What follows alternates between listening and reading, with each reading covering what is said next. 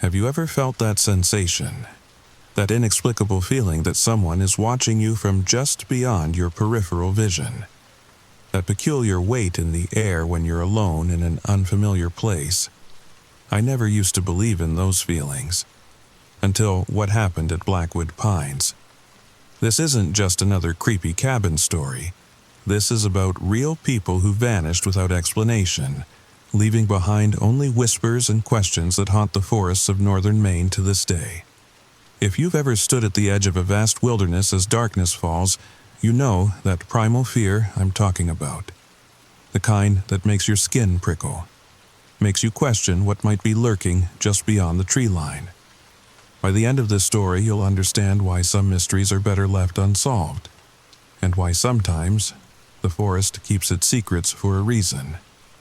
Before I continue, take a moment to like this video and subscribe if you enjoy unsolved mysteries and spine-tingling tales that blur the line between fact and folklore.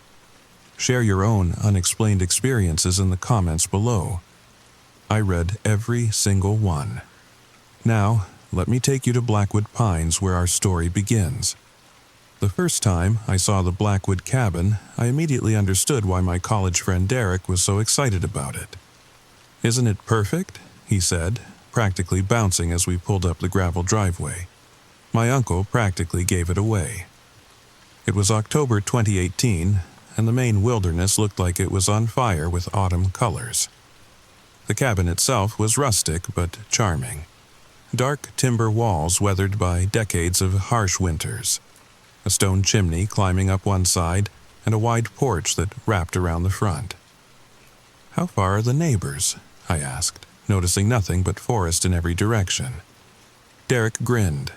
"That's the best part, Alex. There aren't any, not for miles." Our friends Mia and Jason pulled up behind us in their SUV, loaded with enough food and drinks for our 4-day weekend getaway. Mia, a photography major, immediately started capturing the scenic views, while Jason joked that the place looked straight out of a horror movie. That first evening was perfect. We grilled burgers on the deck, drank beer, and told stories as the sun set behind the mountains. The forest came alive with night sounds, crickets, an owl's call, the rustle of leaves in the breeze. "So what's the story with this place?" Jason asked as we sat around the fire pit. "Every cabin this old has some kind of history." Derek took a long sip of his beer. "Funny you should ask. The previous owners just disappeared about 30 years ago, left everything behind: clothes, car, food on the table. Search parties combed these woods for weeks, but never found a trace." "You're making that up," Mia said, but her voice had lost its usual confidence. "Swear to God." Derek raised his hand. "My uncle got it for a steal because nobody local would touch it. They call it the vanishing cabin around here." "Any theories about what happened?" I asked. "Official reports said they probably got lost hiking, but my uncle said the locals have other ideas. Something about voices in the trees, lights where no lights should be." We all laughed, but it was the nervous kind of laughter that masks discomfort. As I was about to close the curtains in my bedroom that night, I noticed something strange. A faint light moving between the trees, like a flashlight bobbing in the darkness. "Derek," I called out. "Is there a trail back there? I think I see someone." He came to my room and peered out the window, but by then the light was gone. "Probably just a reflection," he said with a yawn. "There's no trail on this property, and the nearest one is miles away." My sleep was fitful, filled with dreams of walking through endless woods, following a light that always remained just out of reach. At one point, I jerked awake, convinced I'd heard someone whispering my name. The digital clock read 3:17 a.m. Then I heard it, a soft scratching at my window. I froze, listening intently. The scratching stopped. When I checked the window the next morning, I noticed something unsettling. 3 distinct lines etched in the dirt on the outside of the glass, too uniform to be made by anything natural. I didn't mention it to the others, but that was just the beginning. the first small warning that Blackwood Pines was not as empty as it appeared. The next day dawned bright and crisp. After breakfast, Mia suggested we explore the property. "Derek, does this place have a trail map or something?" she asked, slinging her camera around her neck. "Not really. There's supposed to be an old shed somewhere out back, and a small creek to the east." We set out, the morning dew still clinging to the tall grass. The property was larger than it appeared, with the forest growing denser the further we walked from the cabin. The trees were old here, massive trunks with gnarled roots that reached across the forest floor like arthritic fingers. "It's so quiet," Jason remarked. "No birds." He was right. The forest had fallen strangely silent. No bird song, no rustling of small animals in the underbrush. Just our footsteps crunching on fallen leaves. About 20 minutes into our walk, we found the shed Derek had mentioned. It was barely standing, the roof partially collapsed, the walls leaning precariously. I noticed something strange, symbols carved into the wooden door frame. Crude but deliberate markings that reminded me of the scratches on my window. Jason peered inside. "Whoa, there's still stuff in here." Despite its dilapidated state, we carefully entered. Unlike the cabin, this place looked like it had been abandoned mid-use decades ago. Rusty tools hung from nails. Mason jars filled with unidentifiable materials lined a shelf. "Look at this," Mia said, pointing to a workbench. On it lay an open journal, its pages yellow with age. Derek picked it up carefully. "October 17th, 1987. He read from the last entry. "The voices are getting louder. Sarah thinks it's just the wind, but I know better. Something is watching us from the trees. I've seen the lights again, moving in patterns that nothing natural would make. Tomorrow, we're hiking out to the old stone circle to investigate. If I'm right about what's happening here, we need to—" Derek stopped. "That's it?" Jason asked. "What happens next?" Derek turned the journal to show us the abrupt end of the entry, followed by blank pages. "That's all there is." "What's the date the previous owners disappeared?" I asked. Derek's face paled slightly. "October 18th, 1987. We all stood in silence, the implications hanging in the air. I flipped back through earlier entries in the journal. Most were mundane. Notes about repairs to the cabin, wildlife sightings. But about 2 weeks before the final entry, the tone changed. The writer, someone named Thomas, began describing unusual occurrences.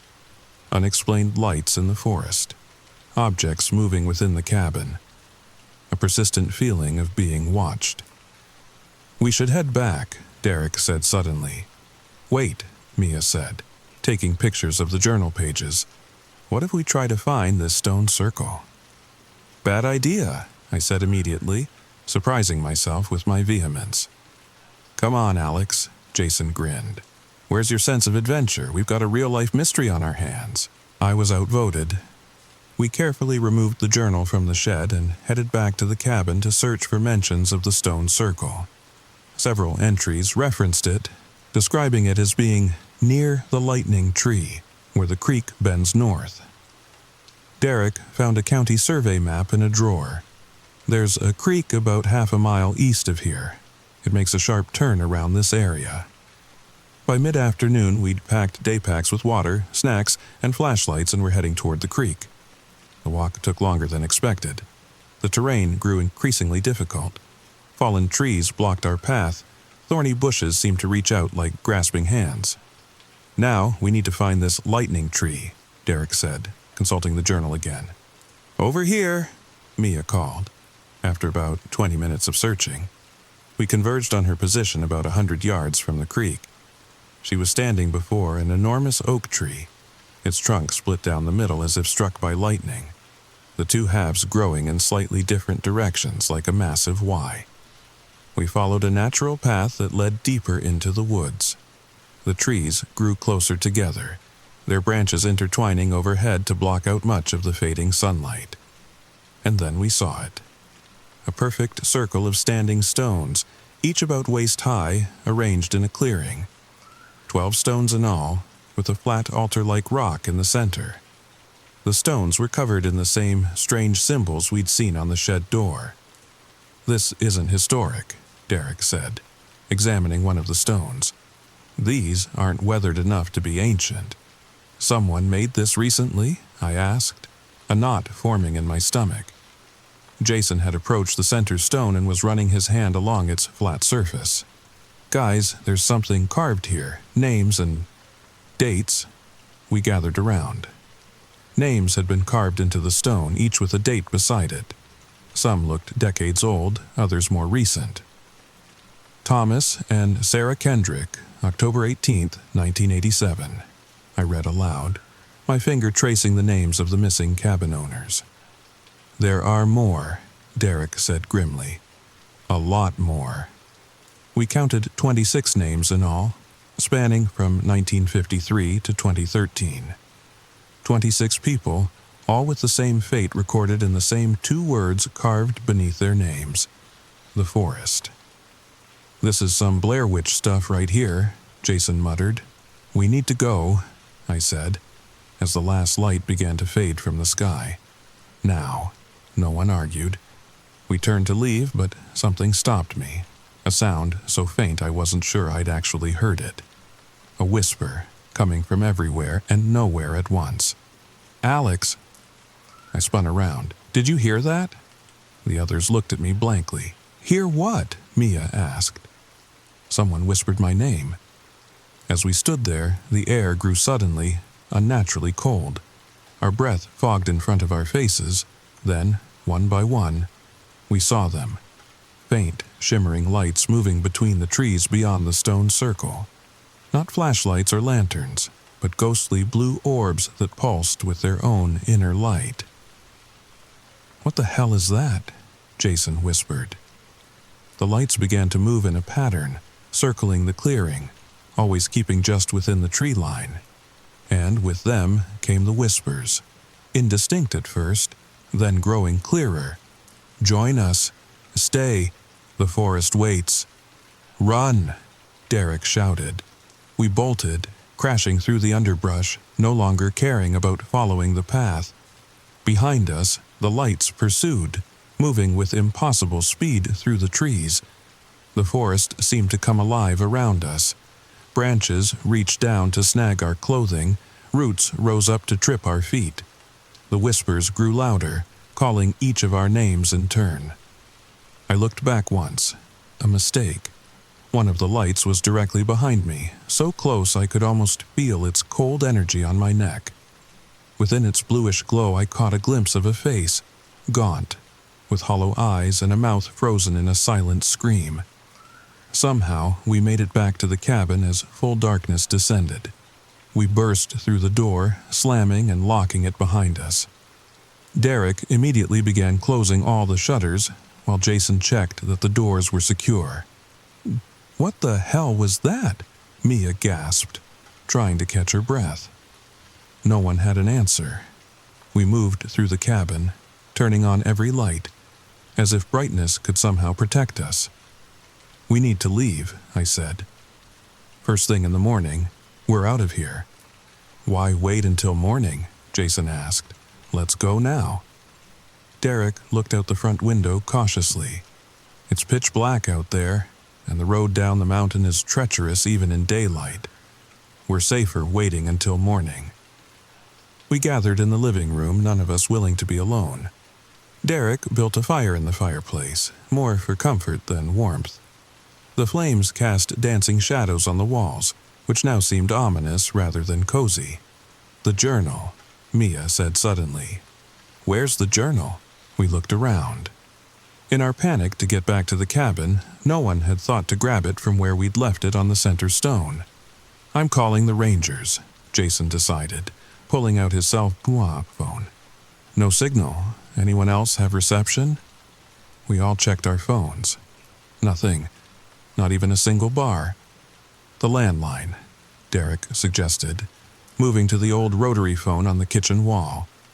He lifted the receiver, listened, then slowly set it back down. Dead.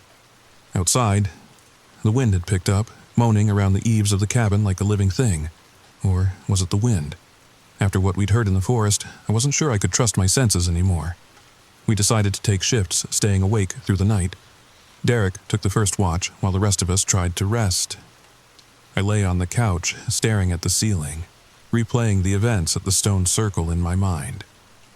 I must have drifted off because suddenly Derek was shaking me urgently.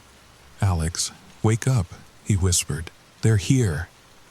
I sat up, instantly alert. "The lights?" He nodded, leading me to the window. Carefully lifting one slat of the blinds, he pointed into the darkness. There they were, the same ghostly blue orbs, hovering at the edge of the forest, just beyond the cleared area surrounding the cabin. "Have they tried to come closer?" I asked. "No, they just watch. Been there for about an hour now." We woke Mia and Jason, who joined us at the windows. As if responding to our attention, the whispers started again, not in the forest this time, but seemingly inside the cabin itself, emanating from the very walls. "Join us. The forest waits. We've been so lonely." The temperature in the cabin plummeted. The lights outside began to move, drawing closer to the cabin in a slow, inexorable advance. I headed upstairs to check the small window in my bedroom. As I reached the top of the stairs, I froze. The window was wide open, the curtains billowing in the night breeze. I know I'd closed it. We'd checked all the windows earlier. Worst of all, one of the lights was directly outside, its eerie blue glow illuminating the room. And within that light, pressed against the glass, was a face I recognized from photographs downstairs.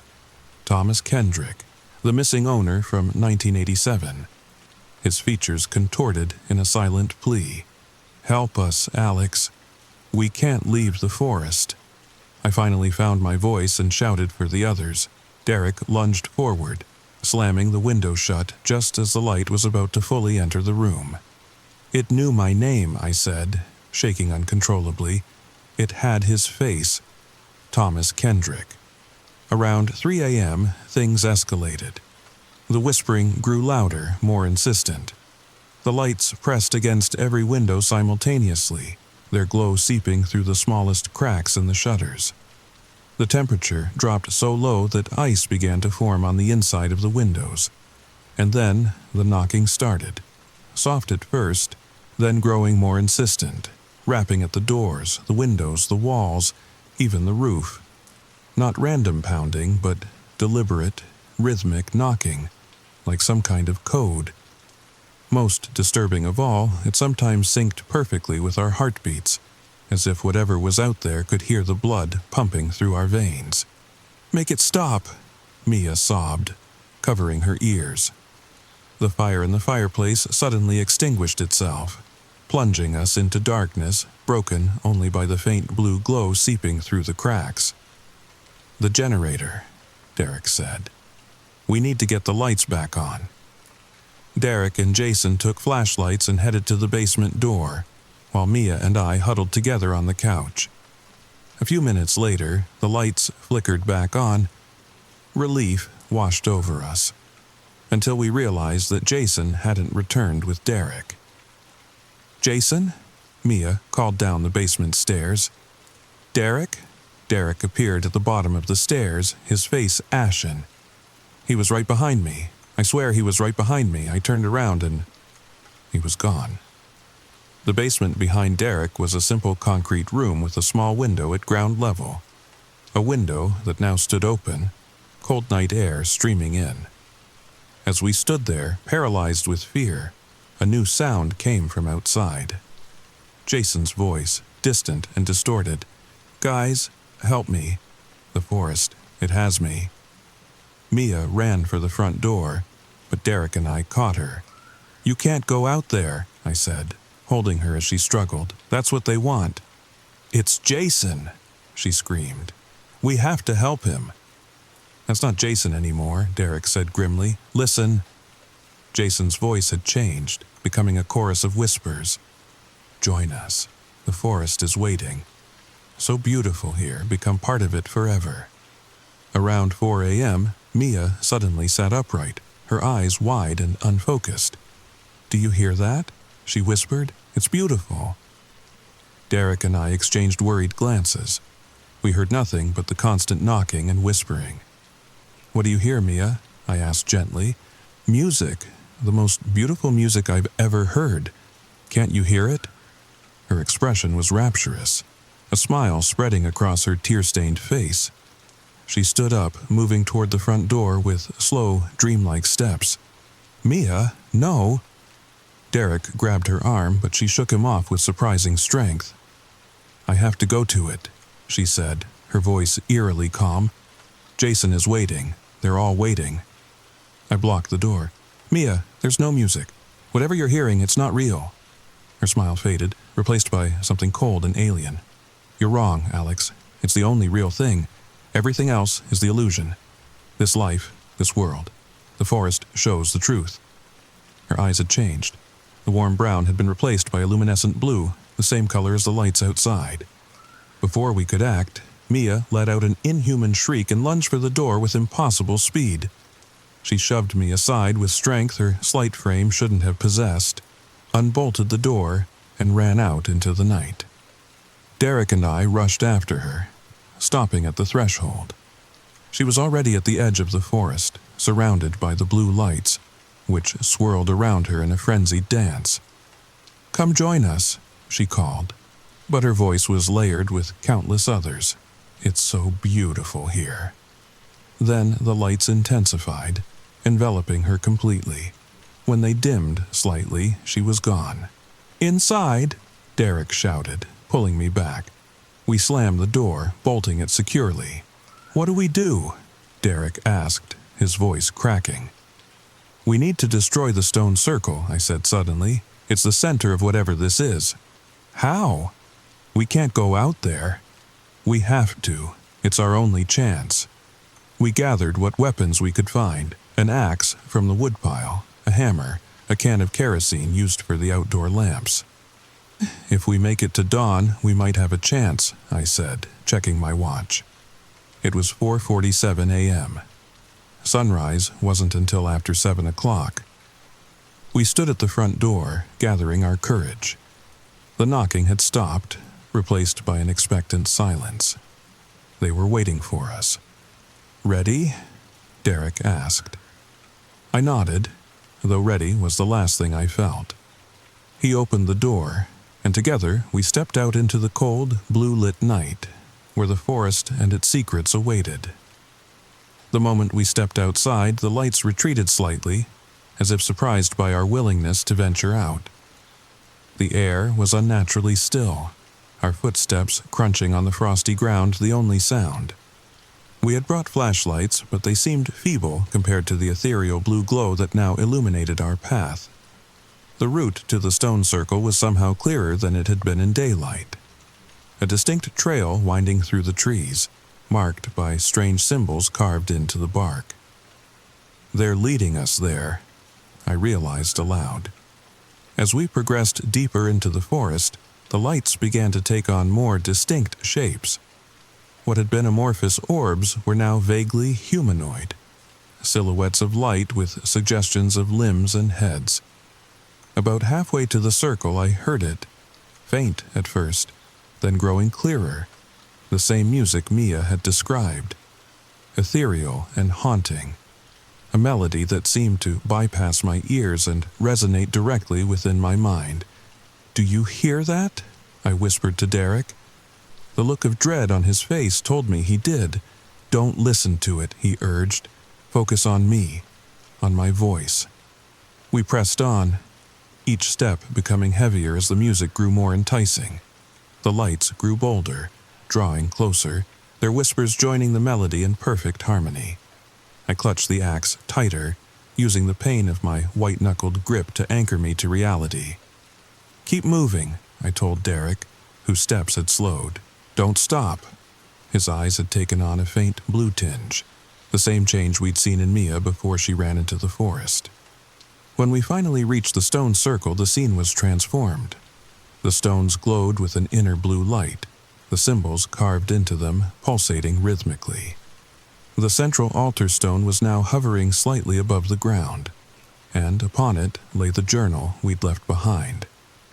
The lights converged around the circle, dozens of them now. Within each, I could make out a face. Men, women, young, old, from different eras, all wearing the same expression of rapturous peace. "The names on the stone," Derek whispered. "They're all here." And they were, including Jason and Mia, whose lights moved forward slightly, their familiar faces visible within the blue glow. "Alex, Derek," Mia's voice called, echoed by Jason's. "Join us. Become part of the forest." "What happened to you?" I called back, my voice breaking. "A gateway," came the reply, but not from Mia or Jason. This voice was older, deeper. A light moved forward, revealing the face of Thomas Kendrick. "The stones are ancient, though we rebuilt them. They connect worlds." "What worlds?" Derek asked. "The world of flesh and the world of spirit," Thomas explained. "We exist between them now, neither fully here nor fully there. The forest claimed us, transformed us. We became its voice, its eyes, its guardians." "And the price?" Derek asked. "Your physical bodies? Your humanity? A necessary sacrifice, but not a sad one. We have transcended the limitations of flesh." "You seem trapped to me," I countered. "Confined to this forest, desperate for new recruits." "Not trapped," Thomas insisted. "We choose to remain, to guide others, to protect the gateway." "Then let us choose to leave," I said, taking a step toward the altar stone with the axe raised. The lights surged forward, but stopped short of touching us. "You don't understand," Mia's voice pleaded. "Once you've seen this reality, you can never truly return to your limited existence." "We'll take our chances," Derek said, moving to my side with the kerosene can. "You came seeking answers to the mystery. We offer them freely. But knowledge has its price." "What happened to the people who disappeared?" I asked. "Did you take them against their will?" "Some came willingly, drawn by the music. Others resisted at first, but all eventually understood. The forest calls only those who are ready." "And did they have a choice in the end? Could they have walked away?" Thomas hesitated. "Choice is complicated when one glimpses the infinite. But yes, theoretically, they could have rejected the call." "Then we reject it," I said firmly. "Let us go." The lights conferred among themselves, their whispers creating a discordant counterpoint to the music. Finally, Thomas's light returned to the forefront. "You may leave with dawn's first light," he conceded. "But the forest has touched you now, marked you, and one day, when your time in the world of flesh nears its end, you will hear the music again." I glanced at my watch, 6:42 a.m., less than 30 minutes until sunrise. "We'll wait," Derek said, keeping a firm grip on the hammer. The minutes passed with excruciating slowness. The lights maintained their distance but didn't retreat. The music continued, though at a lower volume, a constant reminder of what we were rejecting. At 7:12 a.m., the first rays of sunlight pierced through the trees. The lights dimmed, the music faded, and the entities retreated into the deeper shadows of the forest. "It's time," I said to Derek. "Let's go." We backed away from the stone circle, never turning our backs on it. As we reached the edge of the clearing, Thomas's voice came one last time, fainter now. "The mystery remains unsolved only to those who fear the answer." We made our way back to the cabin in silence, the morning light gradually asserting the normal world around us. Birds began to sing again. By the time we reached the cabin, it was as if the events of the night could have been a collective hallucination, if not for the empty rooms where Mia and Jason should have been. We packed quickly, leaving most of the supplies behind. We left a note for anyone who might come looking for Mia and Jason. "Call park rangers. Search the stone circle east of the cabin." Though we knew no search would find them, not in any form that could be brought back. The drive down the mountain was silent. Only as we reached the main highway did Derek finally speak. "Do you think they were telling the truth? About transcending? About the gateway?" I considered the question carefully. I don't know. Maybe they believe it's true. Or maybe it's just how the forest hunts, using our own curiosity against us. And what Thomas said about the forest marking us, that we'll hear the music again someday? I had no answer for that. The memory of that unearthly melody still lingered in the recesses of my mind, waiting perhaps for a moment of weakness to resurface. We reported Mia and Jason's disappearance to the authorities. We told a version of the truth, that they had gone hiking and never returned. We mentioned the stone circle but omitted the lights, the whispers, the music. No one would have believed us anyway. The official report eventually concluded what reports always conclude in such cases: hikers lost in wilderness, presumed dead. The search was called off after 2 weeks. No bodies were ever found. Derek sold the cabin the following year. I've tracked its history since then, a parade of new owners, each staying less than a year before selling again. The longest anyone has remained is 8 months. The shortest, just 3 weeks. I wonder sometimes if they heard the music too, if they saw the lights moving between the trees at night, if they felt the forest watching them, waiting for them to venture into its depths. As for me, I've never returned to Blackwood Pines. But sometimes, in the moments between waking and sleeping, I hear it, the faintest echo of that otherworldly melody calling me back to the stone circle, to the friends who became part of the forest. And sometimes, I'm tempted to answer, they never found the bodies of Thomas and Sarah Kendrick, or Jason and Mia. Their disappearance remains an unsolved mystery to this day, like so many others who have vanished without a trace in America's vast wilderness. But I know the truth, or at least part of it. And now, so do you. If you're ever driving through the forests of northern Maine and come across a rustic cabin for rent at Blackwood Pines, my advice is simple. Keep driving. Some mysteries are better left unsolved, and some forests are better left unexplored. But if you do hear music in the trees, music like nothing you've ever heard before, well, maybe the forest is calling you too. Sweet dreams, my friends. And remember to like this video, subscribe to the channel, and share your own unexplained experiences in the comments below. Do you think you would have joined the forest, or would you have resisted its call? I read every comment, and who knows, your story might inspire my next video. Until next time, sleep tight and don't let the whispers in the dark disturb your rest. Story number 2. Have you ever woken up in the middle of the night, heart pounding, convinced that something from your dream was real? That feeling where the line between what actually happened and what your mind conjured becomes so blurred that you question your own reality. I need to tell you about what's been happening to me, because I'm starting to think these aren't just dreams anymore. There's something else. Something that's bleeding into my waking life in ways I can't explain. If you've ever experienced false memories or dreams so vivid they felt like memories, you'll understand exactly what I'm going through. If not, well, consider yourself lucky, but stay with me, because what I'm about to share might help you recognize the signs if it ever happens to you, and trust me, you'll want to be prepared. Before I go any further, make sure you're somewhere comfortable but not too comfortable. You might not want to fall asleep after hearing this, and if this resonates with you or sends chills down your spine, let me know in the comments. I need to know I'm not alone in this. Now, let me tell you my story. It started about 7 months ago in the small town of Millfield, Massachusetts, where I'd moved after college to take a job at the local newspaper.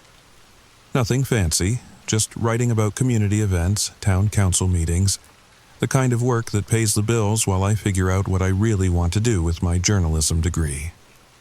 The town is one of those picture-perfect New England places. White church steeple piercing the sky. Town square with a gazebo where they hold summer concerts. Mom and pop shops lining Main Street. The kind of place where people still leave their doors unlocked at night. At least, they used to. I found a small apartment above the hardware store, affordable if a bit cramped. The owner, Mrs. Calloway, is this sweet older lady who brings me homemade cookies every Sunday. For the new girl in town, she always says with a smile that crinkles the corners of her eyes. It was comfortable, normal, exactly what I wanted, until the dreams began. The first one hit me on a Tuesday night in September. I remember because it was the night after I covered the high school football game. The Millfield Mountaineers had won, and the whole town was buzzing with excitement. I'd filed my story, had a glass of wine, and gone to bed feeling pretty good about life. Then it happened. I dreamed I woke up in the middle of the night to the sound of tapping on my bedroom window. 3 soft taps, then silence. 3 more taps, then silence again.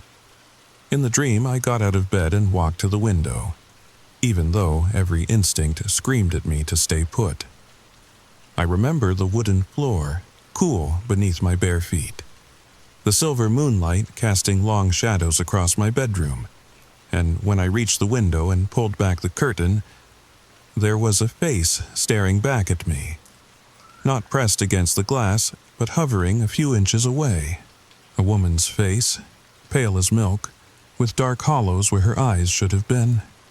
Her mouth moved like she was trying to tell me something, but I couldn't hear any words. Just the continued tapping, though her hands weren't visible. I woke up gasping, sheets twisted around my legs, sweat beading on my forehead despite the autumn chill that had settled over my apartment. Just a nightmare. We all have them. I got up, splashed some water on my face, and went back to bed. By morning, it was already fading, just another bad dream to laugh off over coffee. But the next night, I had the exact same dream, with one difference. This time, when I pulled back the curtain, the woman's face was closer to the glass, and this time I could read her lips.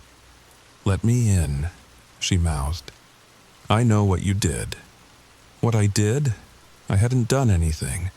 I was new in town, for heaven's sake. I barely knew anyone. The third night, I didn't want to go to sleep at all. I stayed up late watching mindless reality TV, then scrolled through social media until my eyes burned. Finally, around 3 a.m., exhaustion won out. The dream came again. Same tapping, same walk to the window, same face. But this time, her forehead was pressed against the glass, those empty eye sockets somehow fixed on me with an intense focus. "I know what you did in the basement." Her lips formed the words clearly this time. "He's still down there." I jolted awake. A scream caught in my throat. My heart hammered so hard I could feel it in my fingertips. My apartment didn't even have a basement. The hardware store below me did, but I'd never been down there. Or had I? For a split second, a memory flashed through my mind. The smell of damp cement. The buzz of a single fluorescent light, something heavy in my hands. But then it was gone, like a match flame extinguished by a sudden gust. I reached for my phone and checked the time. 3:17 a.m. Too early to call anyone, too late to reasonably stay awake. I turned on all the lights in my apartment and sat cross-legged on my bed until morning came, afraid to close my eyes. That's when I noticed the dirt under my fingernails, which definitely hadn't been there when I went to bed. The next day at work was a blur. My editor, Mike, asked if I was feeling okay. Apparently, I'd been staring at my computer screen for 20 minutes without typing a single word. "Just tired," I told him. "Didn't sleep well." "You look like you've seen a ghost," he said, placing a cup of coffee on my desk. "Take it easy today, maybe head home early if you need to." I nodded, grateful for his concern but unable to explain what was really bothering me. How do you tell someone that you're afraid you might have done something terrible? Something you can't even remember? That afternoon I found myself standing outside the hardware store, staring at the side door that led to the basement. Mrs. Calloway was at the counter, helping a customer choose between different types of screwdrivers. She glanced up, caught my eye, and smiled. Did her smile falter a little? Was there something knowing in the way she looked at me? No, I was being paranoid. I returned to my apartment and paced the floor, trying to sort through my thoughts. The dreams felt so real, but they couldn't be memories. They just couldn't. Still, I couldn't shake the image of that woman's face at my window, or the dirt under my fingernails. I decided to do what any journalist would do: investigate. First, I checked local news reports for the past few months.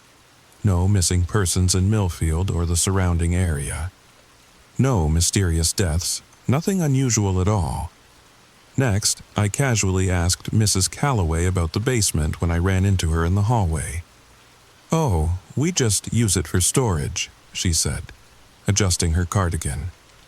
"Old inventory, holiday decorations, that sort of thing. Why do you ask, dear?" "Just curious," I replied, trying to sound casual. "I heard some noises the other night." Something flickered across her face. Concern? Fear?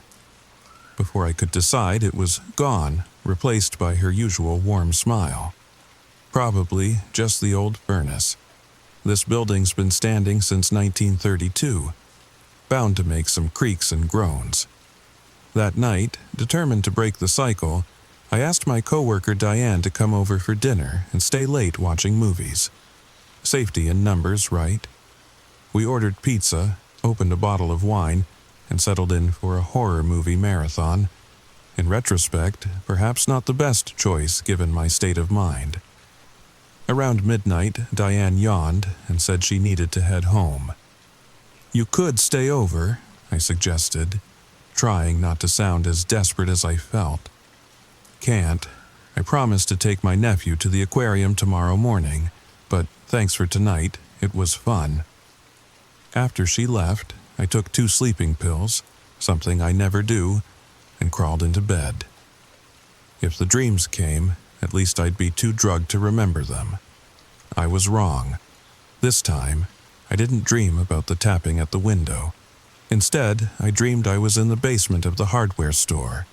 Concrete floor, metal shelving units filled with cardboard boxes, that single fluorescent light casting harsh shadows. In the dream, I knew exactly where to go. To the back corner, behind the old paint mixing machine that hadn't been used in years. I moved with purpose like I'd done this before. When I reached the corner, I knelt down and ran my fingers along the edge of the concrete until I found it. A small irregularity, a place where the floor had been patched. Dream Me smiled. I woke up on the floor of my apartment halfway to my door. Sleepwalking. I'd never sleepwalked before in my life. But the most terrifying part? The knees of my pajama pants were dirty, with the same distinctive reddish-brown soil that I'd seen in my dream of the basement. That morning, I called in sick to work and spent the day researching false memories, dream psychology, anything that might explain what was happening to me. Most of what I found wasn't helpful. Just clinical explanations of how stress or trauma can affect memory formation. But then I stumbled across a forum thread about shared dreams. People who claim to have experienced the same dream as someone else, often someone they barely knew. The thread had started years ago but had recent posts from just a few weeks back. One comment caught my eye. "Has anyone else in Millfield been having dreams about a woman with no eyes? Please contact me ASAP." The username was Millfield Insider, and the post was dated just 3 days ago. My hands shook as I created an account and sent a private message. "I've been having those dreams. Who is she? What does she want?" The reply came almost instantly. "Meet me at the Millfield Public Library, reference section, 2 p.m. today." The Millfield Public Library is one of those grand old buildings with columns out front and reading rooms with tall windows that flood the space with natural light. On any other day, I would have found it peaceful. Today, it felt oppressive, like the weight of all those books, all those stories, might come crashing down on me. I found the reference section easily enough. It was tucked away in the back, with rows of encyclopedias and reference books that probably hadn't been touched since the internet became the go-to source for information. A man sat at one of the study tables, mid-40s maybe, with graying hair at his temples and wire-rimmed glasses. He had a notebook open in front of him but wasn't writing, just waiting. When he saw me, he nodded slightly. "Millfield Insider?" I asked, keeping my voice low. "Call me Robert," he said, gesturing to the chair across from him. "You're having the dreams too." It wasn't a question. I sat down, suddenly aware of how crazy this all was. Meeting a stranger because of some shared nightmare? But I was desperate for answers. "Who is she?" I asked. "The woman in the dreams?" Robert took off his glasses and rubbed the bridge of his nose. Her name was Eleanor Kinsey. She lived in Millfield her entire life, taught second grade at Millfield Elementary for almost 30 years. Was? She disappeared 12 years ago, just vanished one day. Police investigated, but there were no leads, no evidence of foul play. They eventually concluded she must have left town voluntarily. "But you don't believe that," I said. He shook his head. "Eleanor would never have left without saying goodbye to her students. She loved those kids like they were her own." He paused. "I should know. I was her husband." My stomach twisted into a knot. This was real. The woman in my dreams was real. "I don't understand," I said. "Why am I dreaming about her? I never knew her. I didn't even live here when she disappeared." "You're not the only one," Robert said. "Over the years, at least 7 people have contacted me, all with the same story. Dreams about Eleanor, always asking to be let in, always saying she knows what they did." "What does it mean?" I think she's trying to tell us something. Something about what happened to her. And I think, whatever it is, it has to do with that basement." My blood ran cold. "The basement? The one under the hardware store?"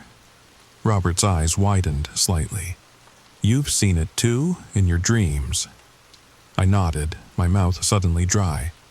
"There's something in the back corner, behind the old paint mixer. That's where Hendrix Hardware used to mix their own paints years ago," Robert said. "Before the current owners took over. Mrs. Calloway? She and her husband bought the place about 11 years ago, right after—" He didn't need to finish the sentence. "Right after Eleanor disappeared." "Have you ever been in that basement?" I asked. "Mrs. Calloway doesn't let anyone down there, says it's not up to code, a liability issue." Robert leaned forward. "But I think it's time someone took a look." That evening, I couldn't focus on anything. I paced my apartment, jumping at every creak and groan the old building made. Was Mrs. Calloway really involved in something sinister?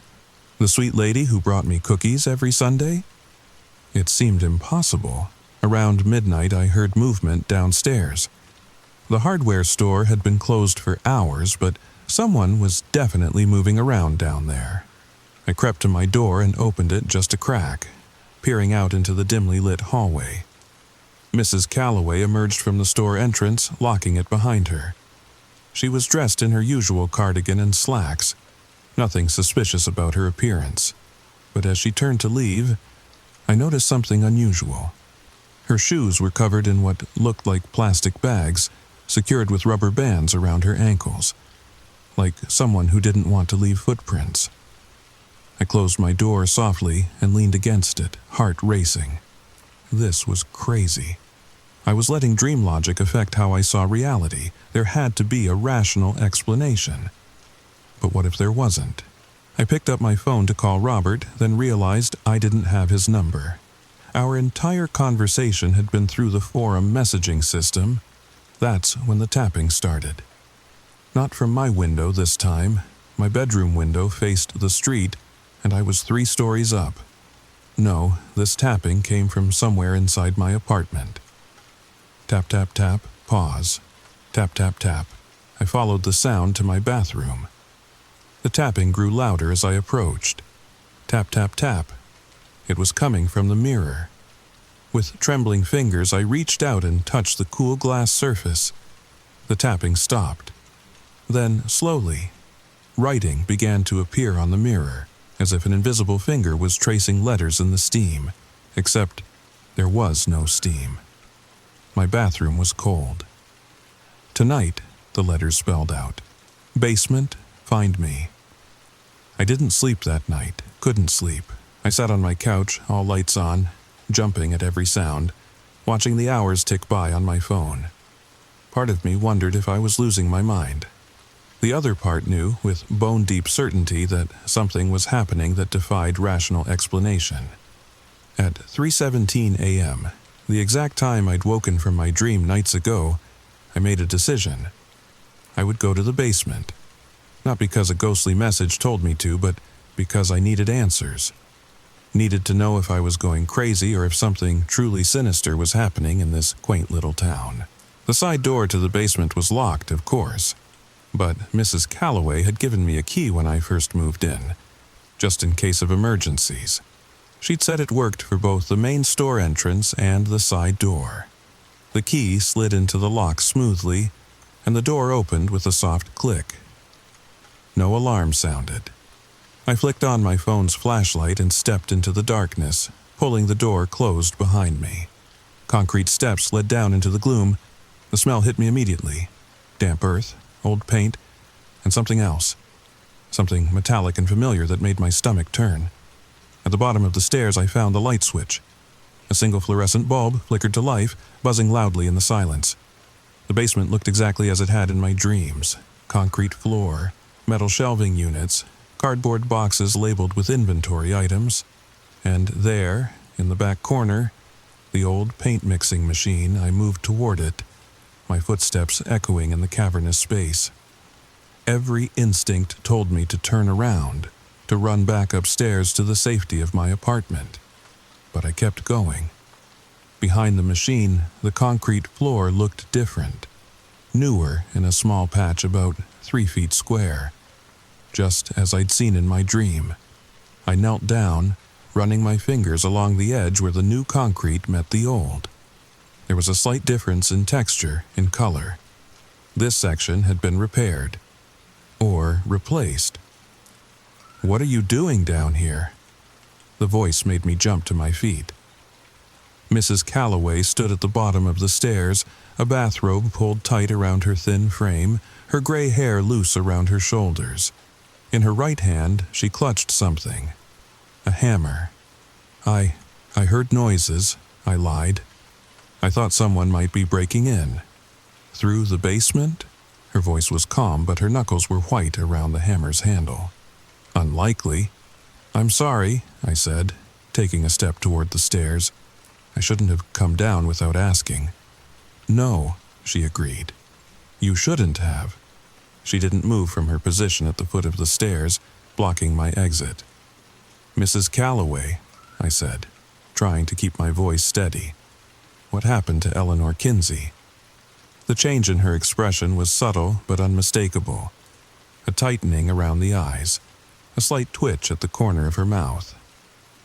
"I don't know what you're talking about," she said. "I think you do. I think something happened to her right here in this basement. And I think you know what it was." Mrs. Calloway's face hardened. "You've been talking to Robert Kinsey. That man has never accepted that his wife left him. He's been spinning conspiracy theories for years, trying to blame anyone but himself for her leaving." "Is that what happened?" I asked. "She just left?" "Of course that's what happened." Mrs. Calloway's voice rose sharply. "People do that, you know. They walk away from their lives, start over somewhere new, without taking any of their belongings, without saying goodbye to the children she taught, without using her credit cards or her social security number ever again." Mrs. Calloway's lips pressed into a thin line.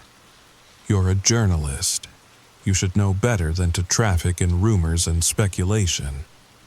I glanced back at the patch of newer concrete. "What's under there, Mrs. Calloway?" "Nothing," she said too quickly. "Old plumbing issue. We had it fixed years ago." "Before or after Eleanor disappeared?" The hammer in her hand twitched slightly. "I think you should leave now. And I think you should start looking for a new apartment. I took a step sideways, trying to maneuver around her toward the stairs. I'll go, but people know I'm down here. Robert knows. It was a bluff. I hadn't told Robert about my plans, but I needed her to think twice before doing anything rash. Her eyes narrowed. Robert Kinsey is a disturbed man who can't accept reality, and you're not much better breaking into my property in the middle of the night, making wild accusations. I'm not accusing anyone, I said, taking another step toward the stairs. I'm just trying to understand what's happening. These dreams I've been having. Dreams? Something shifted in her expression. What dreams? About Eleanor, about this basement, about what's buried under that patch of concrete. Mrs. Calloway's face went completely blank, a mask dropping over whatever emotion might have been there a moment before. "Get out," she said, stepping aside from the stairs. "Get out, and if you know what's good for you, you'll keep your crazy ideas to yourself." I didn't need to be told twice. I hurried up the stairs, past her, and out into the night air. My hands were shaking so badly I could barely lock the door behind me. Back in my apartment, I called the police, told them everything.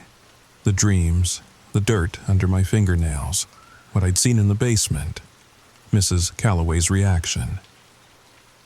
The officer who took my statement sounded skeptical, but promised to look into it.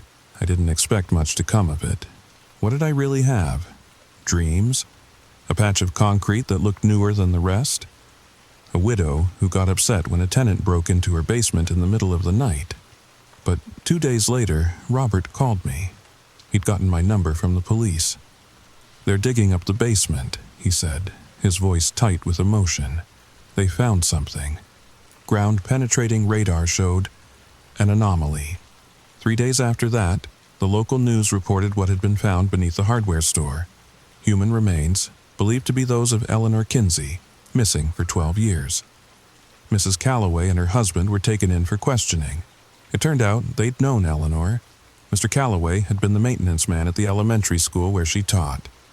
There had been allegations, never proven, of inappropriate behavior toward female staff. Eleanor had reportedly been gathering evidence, preparing to come forward. The Calloways had purchased the hardware store with a sudden windfall of cash shortly after Eleanor's disappearance. Cash that was never explained. As for me, the dreams stopped the night they found Eleanor's body. I'd like to say that's the end of the story, that everything went back to normal after that, but it isn't, and it didn't. Because sometimes, late at night, I still feel like someone's watching me. Not Eleanor, I think she's at peace now. No, it's something else. Some other presence that found its way to me through the breach Eleanor created. And sometimes, when I look in the mirror first thing in the morning, I catch a glimpse of someone else looking back at me. Just for a split second. Someone with my face, but not my eyes. I've moved out of Millfield now. Found a job at another small-town paper a few states away. But I can't shake the feeling that whatever started in that basement isn't finished with me yet. So I'm telling you my story, hoping that somehow putting it out into the world will give me some protection. Or at least ensure that if I disappear like Eleanor did, someone will know where to start looking. And if you've had dreams like mine, dreams that feel more like memories, memories of things you never did, pay attention. They might be trying to tell you something important. Sleep well tonight, if you can. And maybe check under your fingernails before you go to bed. Just to be sure. If this story sent chills down your spine or maybe resonated with you in some way, let me know in the comments below. Have you ever experienced false memories or dreams so vivid they felt real? I'd love to hear your stories. And if you want more tales like this one, don't forget to like, share, and subscribe. There are more stories where this came from, more mysteries of the mind to explore together. Just remember, sometimes when we go looking for answers, we find questions we never thought to ask. Questions about what's real, what's memory, and what's something else entirely. Until next time, sweet dreams. or perhaps, for your sake, no dreams at all. Story number 3. Have you ever felt that strange sensation of being watched? That unexplainable chill when you're completely alone, yet somehow you're not? I lived with that feeling for 6 years. 6 long years of whispers, movements in the corner of my eye, and the constant, unshakable sense that something was following me. This isn't just a ghost story, it's my life. And I'm sharing it now because I finally understood what it wanted from me. If you've ever experienced something you couldn't explain, you'll understand. And if you haven't, well, after hearing my story, you might start noticing things you've been overlooking all along. So, get comfortable, turn down the lights if you dare, and listen closely, because the most terrifying ghosts aren't the ones that scream and throw objects. They're the patient ones that wait for years until you finally understand what they're trying to tell you. The story begins now. It started during my sophomore year at Oak Ridge University in Massachusetts. I had just moved into my first off-campus apartment, a quaint second-floor unit in a converted Victorian house on Maple Street. The rent was suspiciously affordable, but as a broke college student surviving on ramen and coffee, I wasn't about to question my good fortune. My apartment had character, as realtors say when they want to distract you from the problems. Creaky hardwood floors, a slightly tilted hallway, those ornate crown moldings that collected dust in impossible-to-reach corners. But it was mine, sort of. The first unusual occurrence happened 3 weeks after I moved in. I was studying late, around 2 a.m., fighting to understand organic chemistry when I heard it. The soft sound of footsteps in the hallway outside my bedroom. Tap, tap, tap, pause, tap, tap. At first, I dismissed it as my downstairs neighbor. Mrs. Abernathy was an elderly widow who often complained about her insomnia. But something about the rhythm felt deliberate, like someone was pacing, waiting. "Hello," I called out. The footsteps stopped immediately, only to resume a few minutes later, now directly outside my bedroom door. I remember the goosebumps that spread across my arms as I stared at the doorknob. For one terrifying moment, I thought I saw it turn slightly, then nothing. The footsteps retreated, growing fainter until they disappeared altogether. I blamed it on exhaustion and stress. Midterms were approaching and I hadn't been sleeping well. That night, I fell asleep with my desk lamp on, just in case. The next morning, I convinced myself it had been a dream. That explanation lasted exactly 7 hours, until I returned from classes to find all my kitchen cabinet doors standing open. Every single one. My roommate Ellie was visiting her parents in Vermont for the weekend. No one else had a key. The landlord swore he hadn't been by, and the lock showed no signs of tampering. Old houses settle, Mrs. Abernathy told me when I awkwardly asked if she'd heard anyone in my apartment. These walls have been standing for over 100 years, dear. They like to remind us they're still here. I nodded and smiled, but her explanation didn't account for the strange, sweet smell that lingered in my apartment for days afterward, like honeysuckle and something else I couldn't quite identify. For weeks after that, small disturbances continued. Books rearranged on my shelf. A glass of water moved from the nightstand to the dresser, my laptop opening to different websites than the ones I'd left open. Each incident was minor enough that I could dismiss it, if it were isolated, but the frequency was becoming impossible to ignore. "Maybe you have a carbon monoxide leak," my friend Tyler suggested over coffee. "That stuff can make you hallucinate, forget things." Remember that Reddit post where the guy thought someone was leaving notes in his apartment?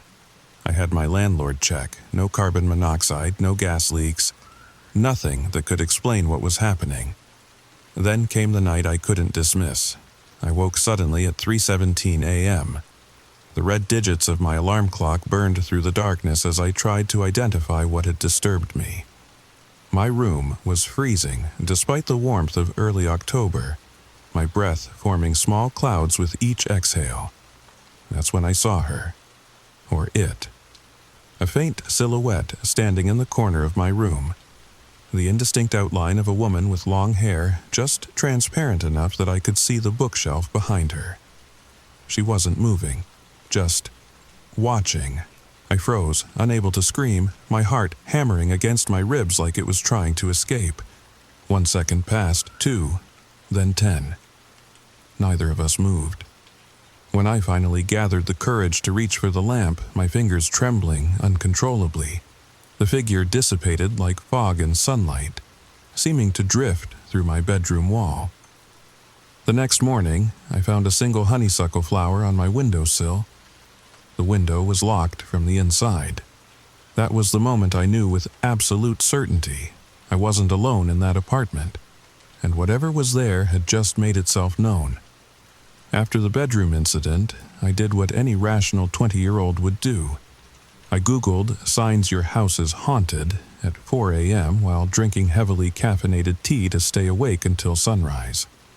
The internet, predictably, was both helpful and terrifying.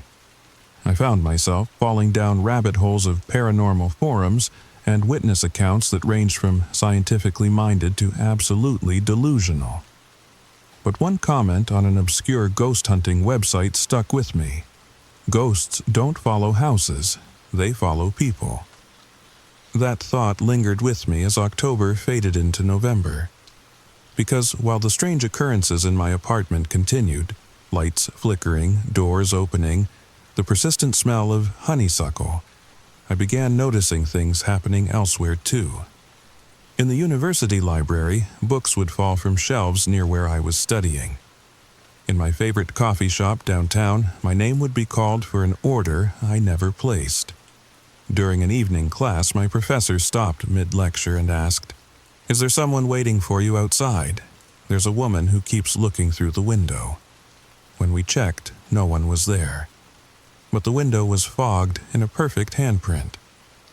I started seeing her more frequently. Never fully materialized, always at a distance or in reflections. A glimpse of flowing hair in my rearview mirror. A shadow moving independently of any light source. The outline of a woman standing at the end of empty corridors, gone when I blinked. My friends noticed the change in me, the dark circles under my eyes, the way I'd flinch at sudden movements or sounds, how I'd sometimes stop mid-conversation, distracted by something only I could see. "You need to talk to someone," Ellie insisted one evening after I'd jumped at the sound of our neighbor's door closing. Like, professionally. "This isn't healthy, Sam." But how could I explain to a therapist that I was being haunted? That I was afraid to close my eyes in the shower because I might open them to find a spectral woman staring at me through the steam? They'd prescribe antipsychotics before I could finish my sentence.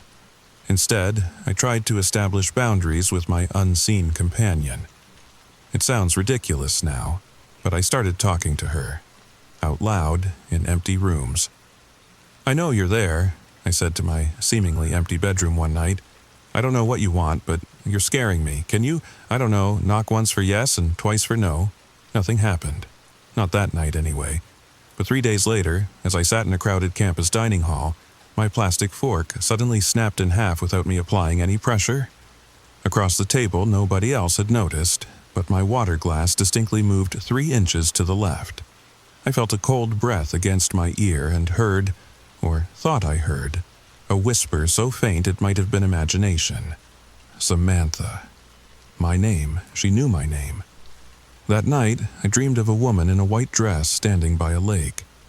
Her back was to me, her dark hair blowing in a wind I couldn't feel. When she turned, her face was obscured by shadows, but she held out her hand. In it was a small, leather-bound book. I woke, gasping, my bedroom filled with the overwhelming scent of honeysuckle.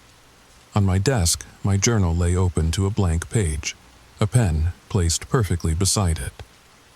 Was she trying to communicate? Did she want me to write something? Or was she trying to tell me something had been written? Despite my fear, curiosity was beginning to overtake terror. This wasn't just a random haunting. She, whoever she was, wanted something specific from me. The question was, what? I decided to find out what happened in my apartment building before I moved in. The local historical society was surprisingly helpful, especially the retired librarian who volunteered there 3 days a week. The Blackwood House on Maple? Oh, that place has quite a history, Mrs. Chen said, leading me through narrow aisles of filing cabinets. Built in 1897 by Joseph Blackwood for his wife, Elizabeth. Quite the scandal at the time. He was nearly 30 years her senior. She pulled out a folder containing old photographs and newspaper clippings. One yellowed article from 1923 caught my eye. Local author's wife disappears under mysterious circumstances. The accompanying photograph showed my apartment building, looking much the same as it did now, and a stern-faced man standing beside a striking young woman with long dark hair. Elizabeth Blackwood was quite talented herself, a poet, though none of her work was published during her lifetime. She vanished one summer evening. The official story was that she ran off with a lover, but local gossip suggested something more sinister. Her body was never found. I stared at Elizabeth's face in the grainy photograph. There was something hauntingly familiar about her eyes. "Do you have any of her writings?" I asked, my mouth suddenly dry. Mrs. Chen shook her head. Joseph claimed she never left any, but after he died, the new owners found a hidden compartment in the master bedroom with a journal. The contents were never made public. I believe the journal went to a distant relative of the Blackwoods. I thanked her and left with photocopies of everything related to the Blackwood house. That night, I examined the layout of the original house in an old blueprint. The master bedroom had been converted into what was now my bedroom. I spent hours knocking on walls, checking for loose floorboards, searching for any hidden compartment that might have been overlooked during renovations. Nothing. At 2 a.m., exhausted and discouraged, I finally gave up and collapsed onto my bed, not bothering to change out of my clothes. "I'm trying to understand," I whispered into the darkness. "If you're Elizabeth, what do you want from me?" As if in response, my laptop, which had been closed on my desk, suddenly opened. The screen illuminated, casting an eerie blue glow across my room. I watched, paralyzed, as the cursor moved on its own, opening a blank document. Text began to appear, one letter at a time, as if someone were slowly typing, "Find my words." Winter break arrived, bringing with it a difficult decision. Should I go home to my parents' house in Connecticut for 3 weeks, potentially leaving whatever was happening behind? Or stay and continue my increasingly obsessive investigation? In the end, the decision was made for me. My mother had planned a surprise family vacation to Florida, and the airplane tickets were non-refundable. I packed my bags, including all my research about Elizabeth Blackwood, and told myself that 3 weeks of sunshine would give me perspective. I was wrong. She followed me. It started small, the scent of honeysuckle in our hotel room. My mother commented on it, asking if I'd bought a new perfume. Then my personal items began moving again. My hairbrush relocating from the bathroom to my bed. My phone alarm going off at 3:17 a.m. despite being set for 8 o'clock. One morning, I woke to find the words "Find my words" written in the condensation on the bathroom mirror. When I stepped onto the hotel balcony that overlooked the ocean, I felt her presence beside me. Not threatening, but urgent. Insistent. "I'm trying," I whispered, glancing over my shoulder to make sure my parents couldn't hear me talking to myself, "but I don't know where to look." That night, I dreamed again of Elizabeth by the lake. This time, she spoke, her voice echoing as if traveling across a great distance. The words I wasn't allowed to speak in life still exist. He couldn't destroy them all. I bolted upright in bed, suddenly wide awake. He couldn't destroy them all, I repeated aloud. Of course. If Joseph Blackwood had suppressed his wife's writings, he would have destroyed her original journal. But what if there were copies? What if Elizabeth had hidden duplicates? The moment we returned to Massachusetts, I threw myself back into research. I contacted rare book dealers, literary historians, anyone who might know about unpublished works from the early 1900s. Most ignored me. Some humored what they clearly thought was a student's over-enthusiastic research project. Then came a breakthrough from an unexpected source. Mrs. Abernathy, my downstairs neighbor, noticed me carrying a stack of photocopied articles about the Blackwood house. "You're looking into old Elizabeth, aren't you?" she asked, her eyes twinkling with interest. "I wondered when you'd start asking questions. Most tenants do eventually, though you've lasted longer than most before moving out." I felt a chill that had nothing to do with the January air. "What do you mean? That apartment, your apartment, has had more turnover than any other unit in the building. People complain about strange occurrences, cold spots, items moving, the smell of flowers when nothing's in bloom." She tilted her head.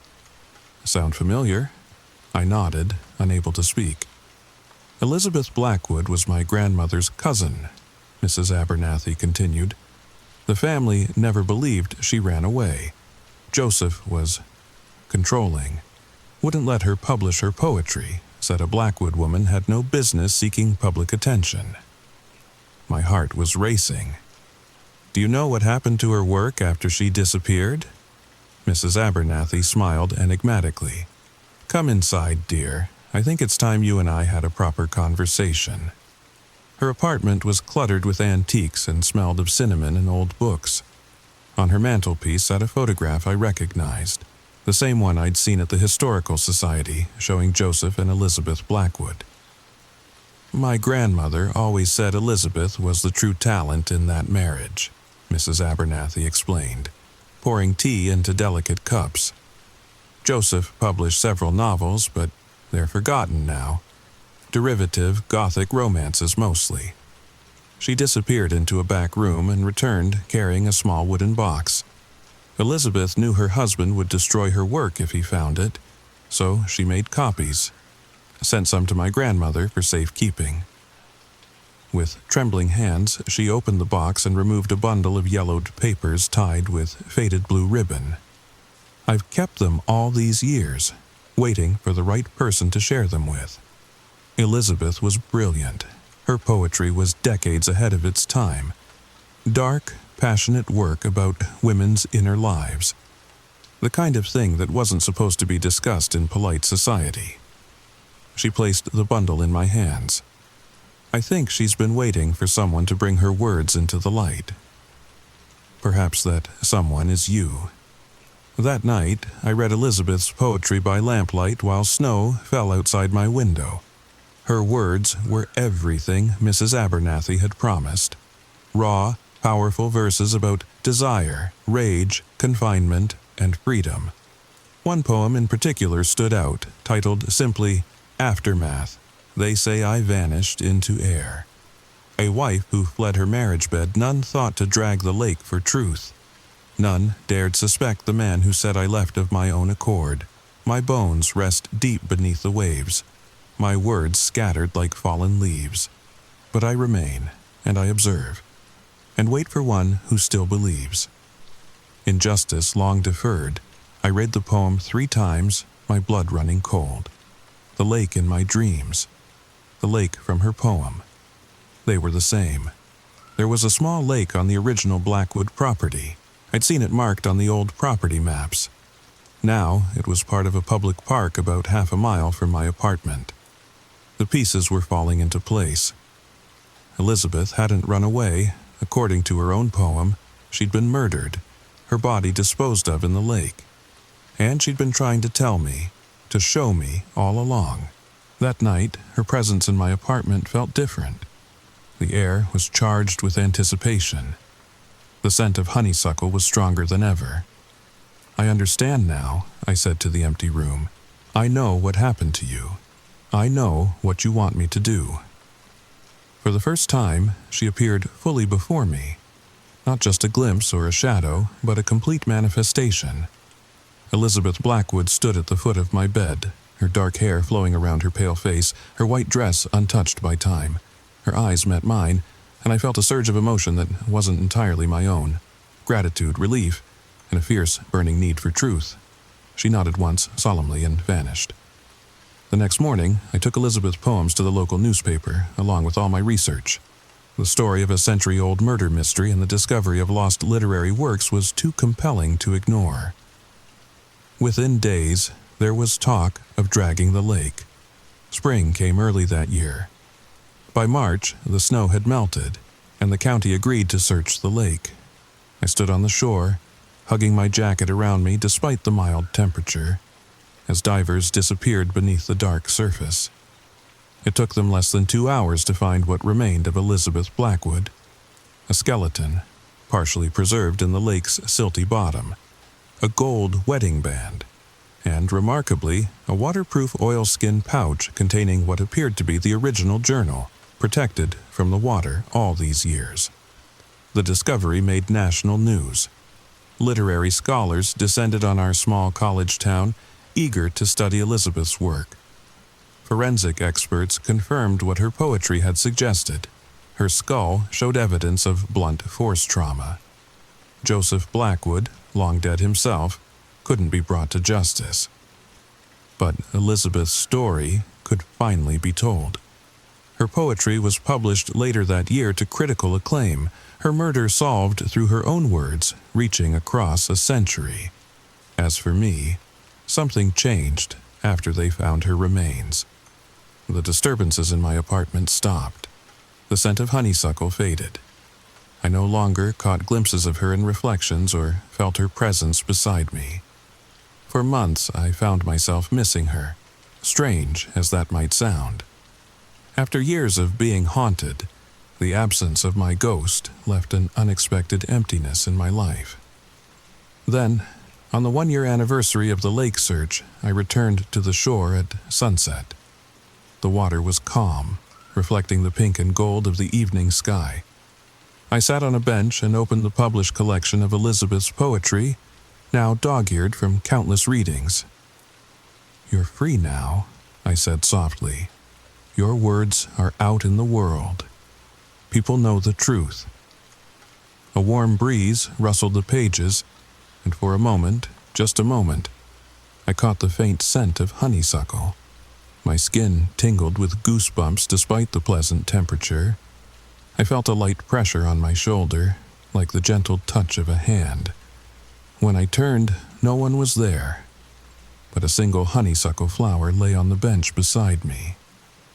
Some might say Elizabeth Blackwood haunted me for those years. I prefer to think she chose me, trusted me, to help her find justice after a century of silence. I was never followed by a ghost.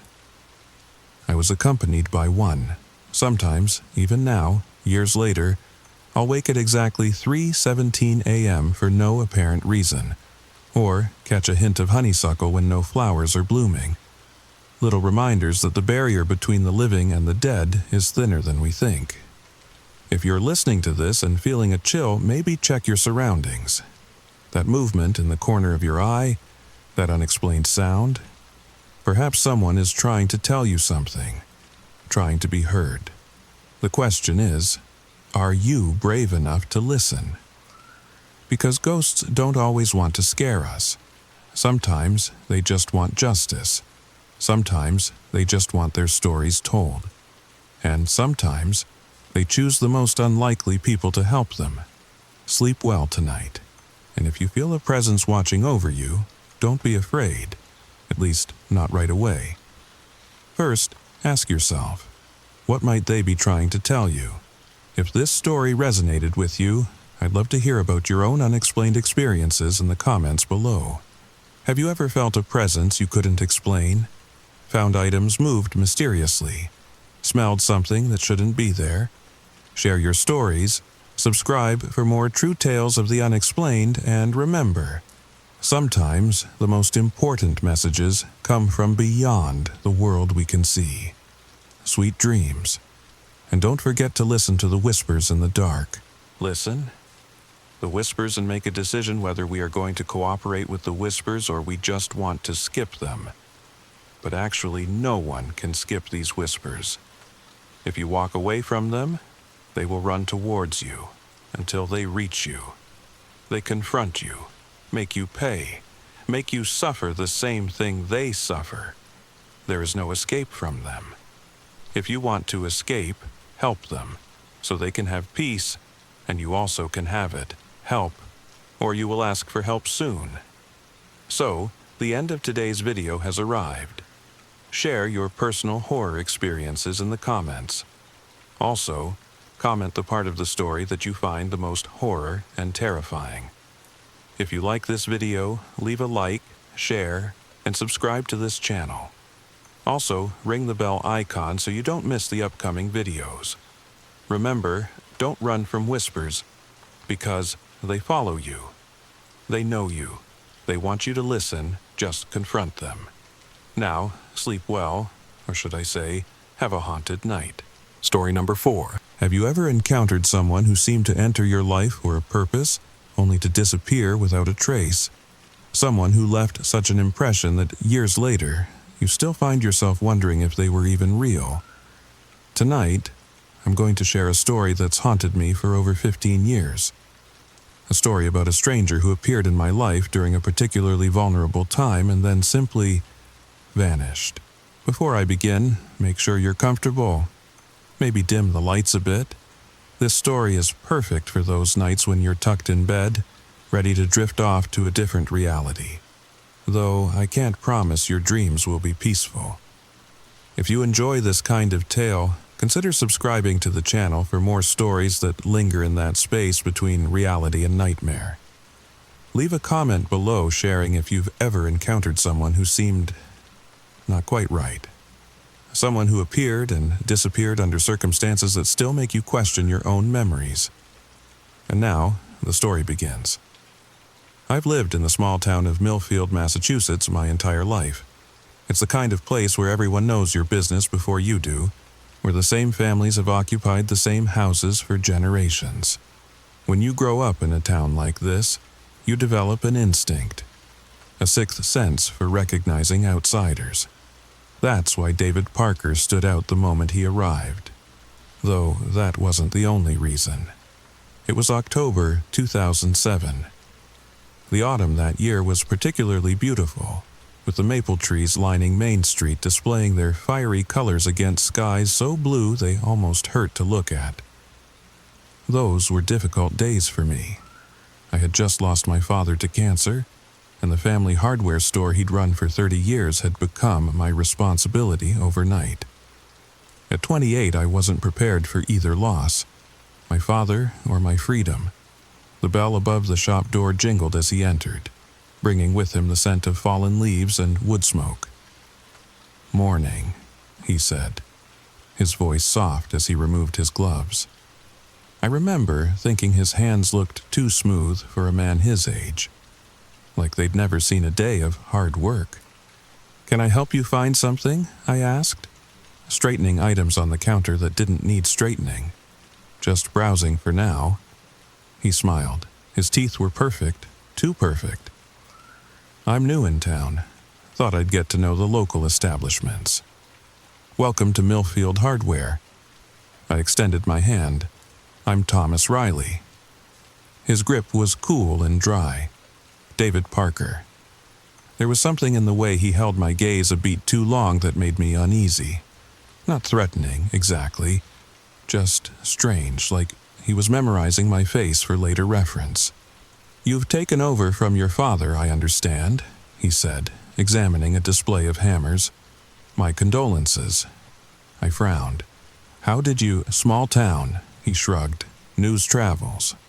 That made sense, of course, but I couldn't recall mentioning my father to anyone that morning. And David had only just arrived, or so he claimed. "What brings you to Millfield?" I asked, watching as he tested the weight of various tools in his palm. "Research." He set down a wrench with precision, aligning it perfectly with the others. "I'm working on a book about small-town America and how these communities preserve their identities in the modern age." Sounds interesting. It didn't, really, but something made me want to keep him talking. "It is." His eyes caught the light in a peculiar way, reflecting it rather than absorbing it. Every town has its secrets. Its stories that don't make it into the official history. Those are the ones I'm after. The bell jingled again as Mrs. Hoffman entered, arms laden with shopping bags from the grocery store across the street. David stepped aside, but not before leaning closer to whisper, "Perhaps you could share some of Millfield's stories with me over dinner tonight." Before I could respond, he slipped me a business card. The Millfield Inn, room 212, 7 o'clock. Then he was gone, nodding politely to Mrs. Hoffman as he left. I should have thrown the card away. Something about David Parker made my skin prickle with unease. But grief does strange things to your judgment. It leaves you vulnerable in ways you don't recognize until later. And the truth was, I was lonely. The weight of my father's absence and the responsibility of the store had isolated me from my friends. The prospect of conversation with someone who knew nothing about my pain was appealing. So, at 7 o'clock, I found myself knocking on the door of room 212 at the Millfield Inn. A decision I would question for years to come. The door opened immediately, as if he'd been standing just on the other side waiting. David had transformed the small hotel room into something else entirely. Candles flickered on every surface, casting dancing shadows on the walls. The standard hotel furniture had been pushed aside to make room for a small dining table, set with china that certainly didn't belong to the inn. "Thomas," he smiled that perfect smile. "I wasn't sure you'd come." I hesitated at the threshold. I almost didn't. But curiosity got the better of you. He gestured for me to enter. It usually does. The door closed behind me with a soft click that sounded oddly final. I remember thinking even then that I could simply turn around and leave, but I didn't. I sat down at that carefully arranged table and accepted a glass of deep red wine that tasted like nothing I'd ever had before. "Tell me about your father," David said, his eyes reflecting the candlelight in that strange, mirror-like way. And I did. I told him things I hadn't told anyone else, about the way my father looked in his final days, so different from the strong man who had taught me to build and fix things with my hands, about the promises I'd made at his bedside, about my fear that I would never measure up to the legacy he'd left behind. David listened with an intensity that should have been uncomfortable, but somehow wasn't. He barely touched his food, but kept refilling my wine glass until the room began to tilt pleasantly around me. "You carry a heavy burden," he said finally, "the weight of a man who is missed." "Everyone in town misses him," I replied. David leaned forward, the candlelight throwing his face into sharp relief. "But not everyone can bring him back." My glass froze halfway to my lips. "What?" "Memory is a powerful thing, Thomas."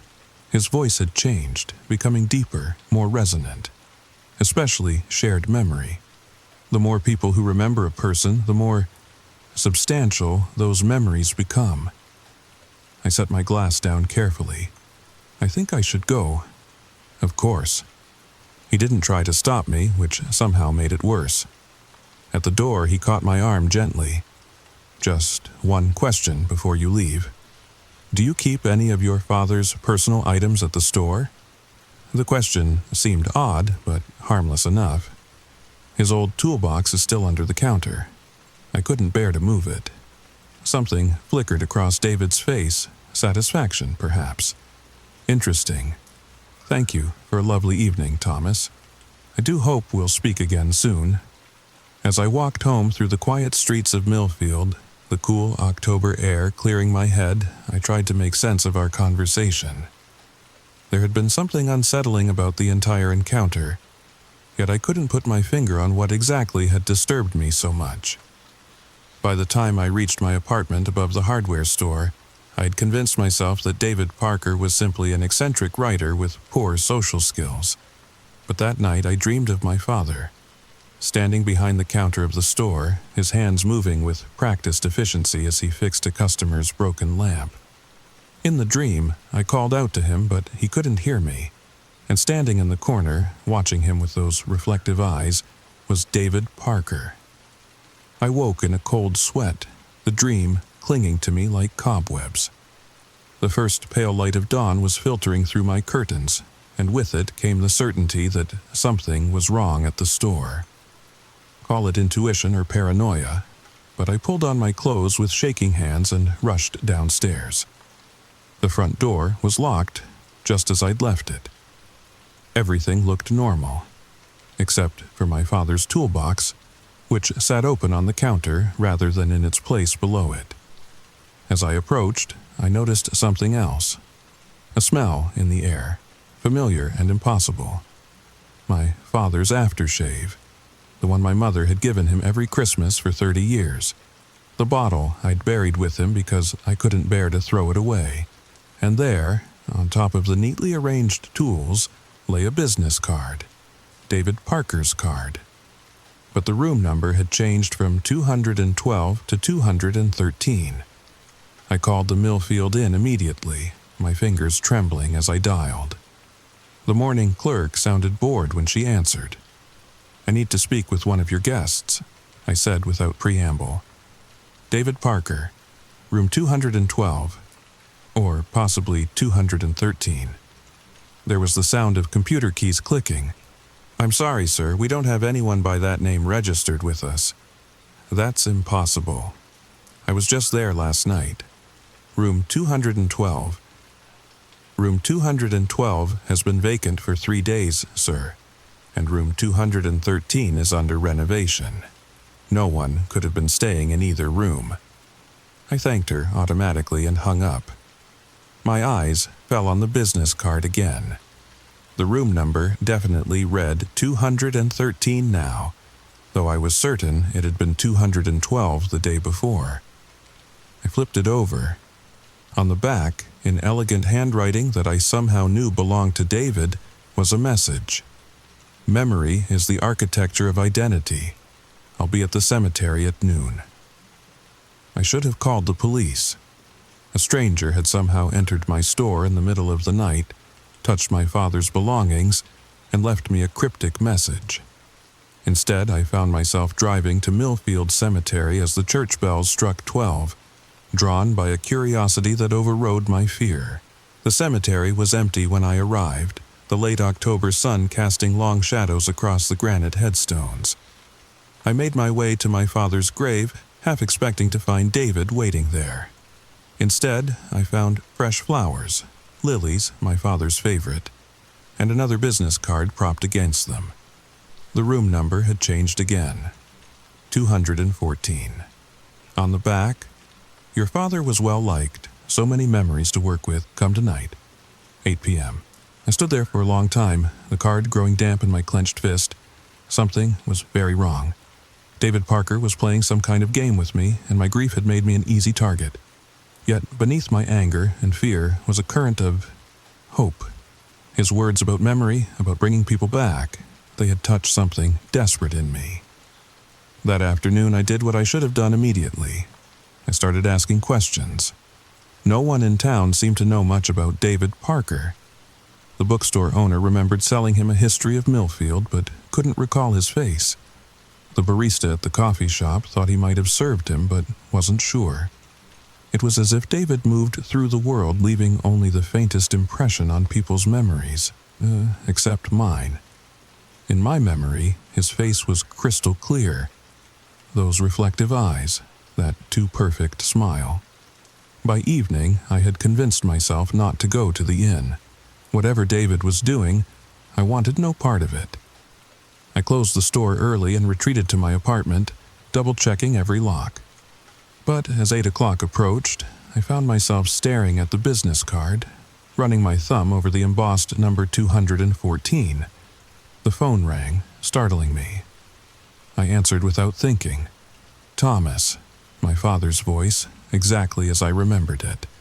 "Son, I need your help with something at the store." The phone slipped from my numb fingers. I knew that voice. I had grown up with that voice. It was impossible. And yet, I ran downstairs to the store, heart pounding. The lights were on, though I had turned them off. And there, behind the counter, stood my father. or something wearing his shape. He looked solid, real, his gray hair, the reading glasses perched on his nose, the flannel shirt he'd worn almost every day. "There you are," he said, looking up with a smile that didn't quite reach his eyes. "Can you help me find the inventory list? I can't seem to remember where I put it." I couldn't move, couldn't breathe, because standing in the corner, watching with those reflective eyes, was David Parker. "Remarkable, isn't it?" David said softly. "The power of collective memory. Your father was known by so many, remembered by so many. It makes the transition much easier." "What have you done?" I whispered. "I've given you what you wanted." David gestured to the figure of my father, who was now frowning at a stack of papers. "A second chance." The thing that looked like my father turned toward me, its movements slightly too fluid, too perfect. "Tommy, are you feeling all right? You look pale." It was his voice, his face. But something was wrong. The eyes, they reflected the light the same way David's did. "This isn't real," I said, backing away. "Whatever you've done, undo it. This isn't my father."